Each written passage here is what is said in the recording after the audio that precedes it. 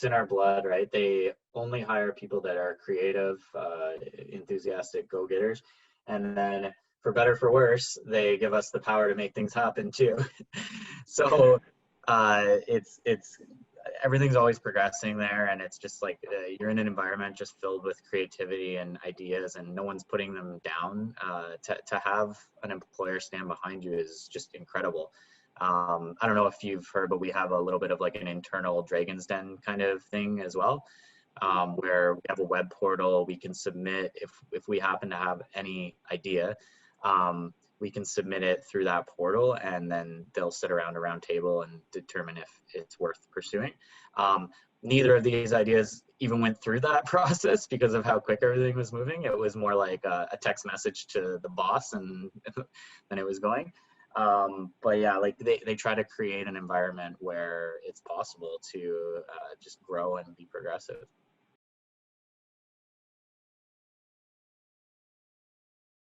COVID was starting to come up in conversation quite a bit because it's in the news, it's all around us. And, you know, at that time, I didn't expect to quickly be excelled into, you know, the medical manufacturing space, but that was kind of what happened. It was very quick. You know, from a perspective of what our company does is we build equipment that puts things together, like assembly equipment. So there's three main components to our product. So one is the Mylar shield. And so we're getting that custom stamped. We had to get dies made, and we're getting that custom stamped by a company that we have really good ties with. The foam as well, we're getting through that same company. What they do is die cutting. So it's their like kind of bread and butter. We knew they were a good solution for that, and they've managed sourcing the Mylar, but they've literally gone through every single number that they have in their, you know, in contact list, trying to find someone who will sell enough of it. So that's been a constant struggle. The third component is the elastic strap that actually holds the shield to your head. And like the second day after this project was approved, I pretty much bought all of Canada out of this elastic band, calling warehouses and asking for 100,000 yards at a time.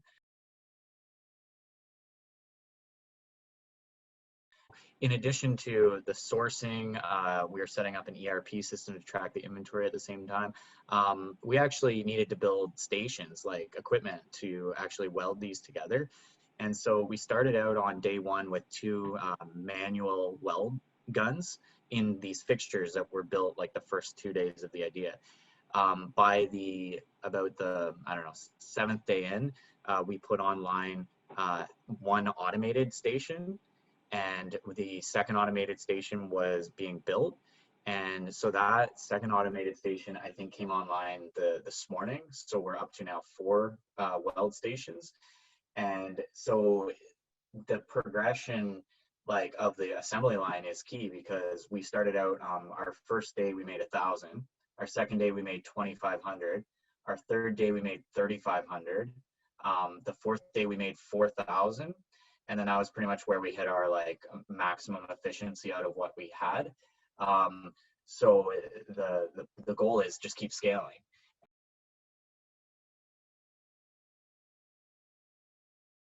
We had Honda Canada Manufacturing. They reached out and we're just like, anything we can help you with, we'll help you. And that's a customer of ours. So we had customers, we had suppliers that offered any products that we need from them at cost. Like they won't make any money, they'll just give us whatever they can.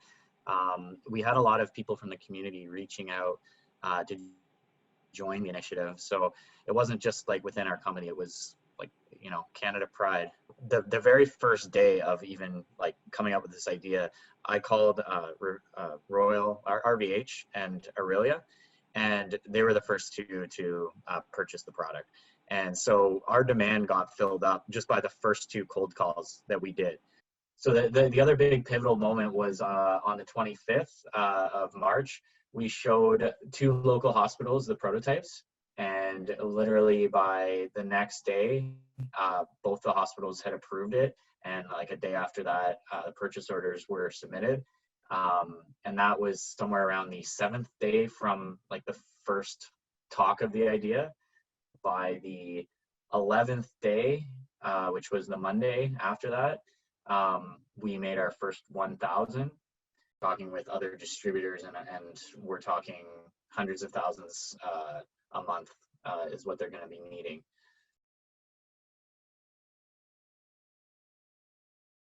You know, everyone's been on board for the aspect, like the humanitarian aspect. Like, we have to help. We've got to do something, whatever we can. The interesting thing that for me is, you know, from our first day to the 11th day, with how much happened, it snowballed so fast. It went from, you know, me, and then maybe a couple people joined the team to help me out. And then by the end of the week, like 7 days into it, I hopped on actually a Microsoft Teams meeting, and there was 14 people on the meeting that were all involved just trying to get the face shield project up and going. And then beyond that, then the production staff got queued into it. And I would say we were up to somewhere around 30 people working on this to try to get it off the ground.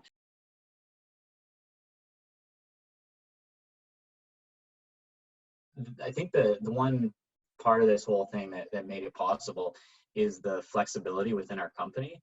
We don't have a lot of red tape. I have a lot of buying power in my position, and so being able to just submit a purchase and buy it right away with literally just one person saying that it's okay is what allowed this to succeed.